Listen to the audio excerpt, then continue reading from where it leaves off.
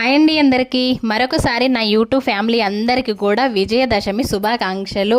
ఇంకా మనం అందరం బాగుండాలని కోరుకుంటూ ఈరోజు ఇంట్లో పూజ కంప్లీట్ చేసుకొని పొద్దున్నే ఇంక ఈరోజు బాసర అమ్మవారి దర్శనానికి అయితే బయలుదేరినాం. ఎర్లీ మార్నింగ్ 6:30 వరకు బయలుదేరినాం అబ్బా మేమైతే అమ్మవారి దర్శనానికి. ఇంకా నిజంగా నాకు బాసర వెళ్ళే రూట్ అంటే చాలా ఇష్టం అండి. ఎందుకు చెప్పనా, రోడ్డుకి ఆ పక్క ఈ పక్క పచ్చడి పొలాలు ఉంటాయి ఎప్పుడు కూడా.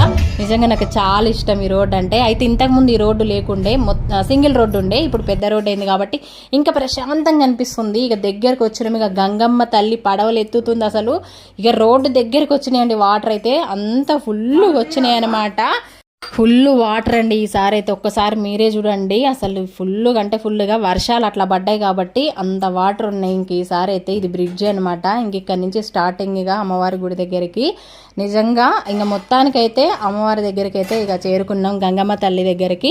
ఇంకా అక్కడ చూడండి వాటర్ చూడండి, ఒకసారి మెట్ల పై దాకా వచ్చినాయి అనమాట. నిజంగా ఒక శివుడి గుళ్ళు ఉంటాయి అక్కడ స్టార్టింగ్లో, అవన్నీ కూడా మునిగిపోయినాయండి.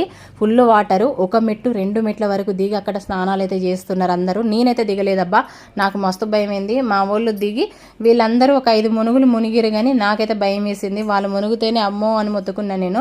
ఇక నేనైతే నెత్తిన నీళ్ళు చల్లుకొని అమ్మ అన్నిటికీ నువ్వే ఉన్నామని దండం పెట్టుకున్నా. ఇక ప్రశాంతంగా ఇక అమ్మవారి దగ్గర ఇక దర్శనం అయితే చేసుకుంటున్నాం. గంగాదేవి దగ్గర ఫస్ట్ ఇక్కడ చేసుకున్న తర్వాత సరస్వతి దేవి దగ్గరికి అక్కడికైతే వెళ్తాం. ఇక్కడ అమ్మవారికి ఇంకా అమ్మవారి దర్శనం అయితే చేసి దీపాలు